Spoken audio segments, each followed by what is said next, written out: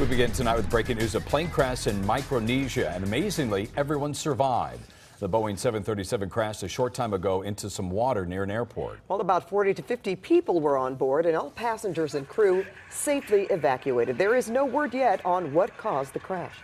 A committee vote is set for tomorrow morning in the Supreme Court confirmation hearing. Fiery and emotional testimony gripped the nation today about the allegations against nominee Ford-Kavanaugh. And CBS2 political reporter David Bryant joins us now with what's next. Dave. Well, next is the vote, and it should be coming up, as you said, in the morning. The Republicans want to move this thing fast, let me tell you.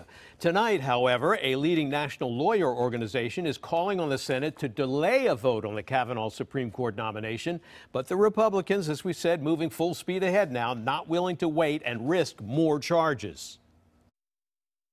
This is a circus. After a wild and contentious one-day hearing on sexual assault allegations against Supreme Court nominee Brett Kavanaugh, the leadership of the Senate Judiciary Committee is sticking with the schedule for a committee vote on the confirmation Friday morning. Right now, the hearing is noticed for 9:30. I expect that we'll go in, and I support a markup vote. The markup in this case means the Kavanaugh nomination would be brought up for a vote just 14 hours after the hearing ended, apparently reflecting the Republican belief that they have enough votes to pass it on to the full Senate, and fearing that waiting could make things even worse. I think it's time to vote. I believed he was going to rape me. Stunning words from Palo Alto University professor Dr. Christine Blasey-Ford, who told the panel about the chilling moments between her and Kavanaugh that she says affected her for years. I tried to yell for help. When I did, Brett put his hand over my mouth to stop me from yelling. This is what terrified me the most and has had the most lasting impact on my life. I want to thank you. I want to thank you for your courage, and I want to tell you I believe you. I believe you. My family and my name have been totally and permanently destroyed. Throughout the hearing, Kavanaugh angrily and emphatically denied the allegation against him. I've never sexually assaulted Dr. Ford or anyone. When asked whether he would welcome an FBI investigation into the allegations, Kavanaugh said he was immediately ready to clear his name. It's an outrage that I was not allowed to come and immediately defend my name and say, I didn't do this. You've got nothing to apologize for. GOP Senator Lindsey Graham stole the show with his fiery support of the embattled nominee. This is the most unethical sham since I've been in politics. And if you really wanted to know the truth, you sure as hell wouldn't have done what you've done to this guy.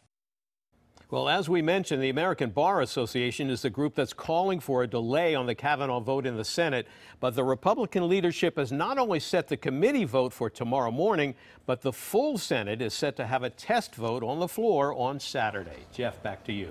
Well, people have strong reaction, of course, to the he said, she said testimony, and there are divided opinions about those allegations.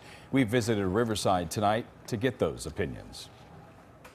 He seemed evasive. He seemed like the questions that were being pointed towards him were being answered by questions that weren't even asked. Very convincing, I thought.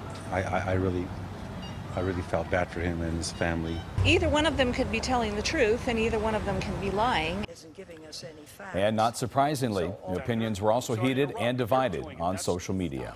Actress Alyssa Milano and Tarana Burke, the founder of the Me Too movement, attended today's hearing as guests of California Senator Dianne Feinstein.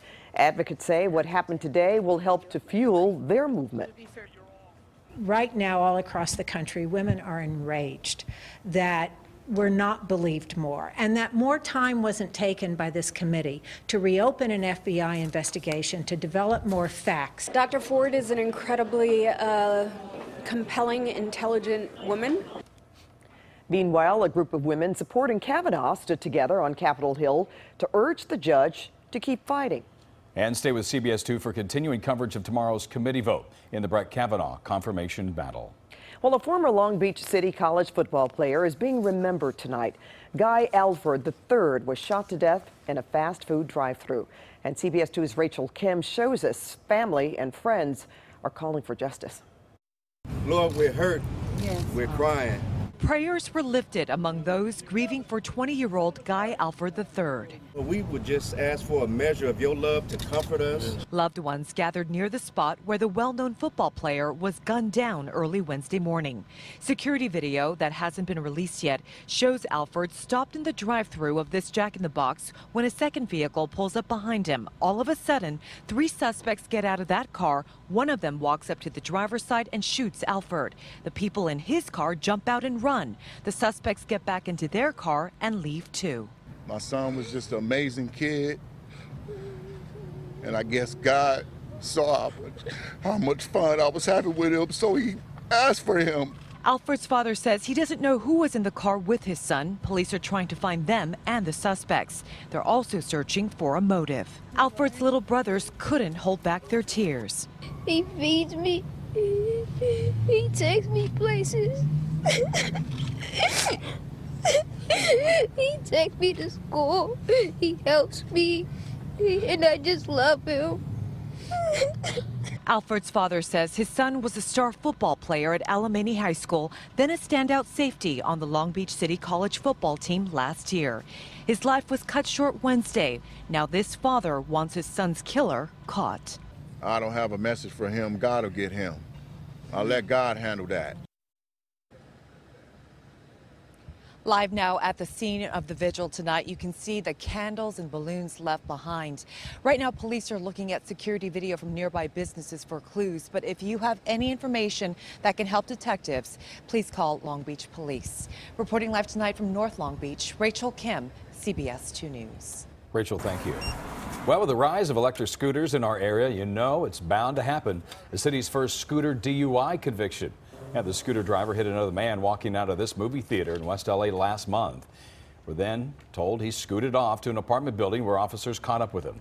Well, they say his blood alcohol level was .279, more than 3 times the legal limit. One writer says she's not surprised.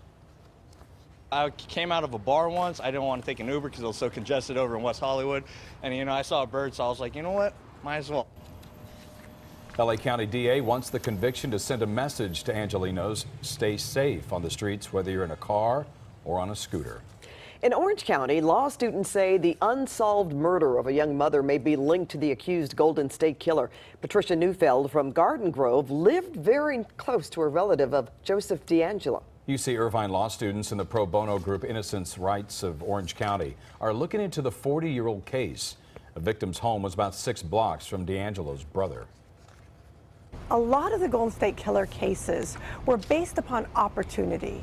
He would be familiar with the neighborhood. He would start stalking people and neighbors. And we believe that he may have come for Thanksgiving to his brother's house shortly before the holiday and committed this murder. The same group is investigating whether the killing of Fountain Valley's Joan Anderson is also linked to the Golden State Killer.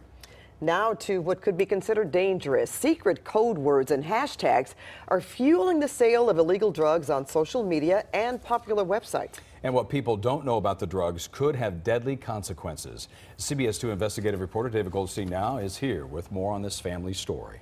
And it's a tragic story of this family. Now, the Valencia family wants to get the word out after their son died of an overdose from drugs purchased on the internet. Our lives will never be the same again. We miss him so much. A Valencia father fights back tears less than 3 months after his 25-year-old son died from an overdose of drugs he allegedly bought on Craigslist. We just never dreamed that this would happen. Let's see how this goes. Alex Gertch enjoyed music, snowboarding, hey, little guy, and just having fun. But deep down, his family says he's been addicted to opioids since he was a teenager. However, they say he just got out of sober living after being off drugs for 8 months, and things were looking up. You know, he was going to start school that Monday for recording engineering. But for some unknown reason, they say Alex fell off the wagon this summer and went searching for black tar heroin on the internet. He found it on Craigslist. The ads use code words that we're not revealing, but are known to drug addicts. Alex responded to one of those ads. These are his actual text messages with the dealer. He says, "What's up, man? I'm Alex. You in stock with," and then he uses that code word for heroin. The dealer responded saying he's all out at the moment, but he had something else, a designer opioid. "Best stuff in LA, he says, guaranteed or your money back. Way better, half-gram, last me a week. You won't be disappointed. Haven't had a single customer complain. I even offer a money-back guarantee." Alex bought the drug. It turned out to be 100% fentanyl. He overdosed and died July 4th of this year. Do you think Craigslist is responsible for Alex's death? I think they're complicit. I mean, had that ad been deleted, he might not have gotten that fentanyl, and he might still be alive today. Now the family is speaking out to shed light on drugs sold openly on the internet, not just on Craigslist, but also Instagram. Here we easily found these postings with people selling illegal drugs. We found them by simply searching using the hashtag Oxy, something any teenager could do. Do you think that should be there? Absolutely not. It's extremely alarming. DEA Special Agent Timothy Messino wouldn't confirm or deny if the agency is investigating the dealer who provided Alex the drugs. But he says online sales like those on Craigslist and Instagram are getting their attention. We are having to go after the individual sellers that are using these platforms to traffic these extremely deadly substances, because one pill can kill.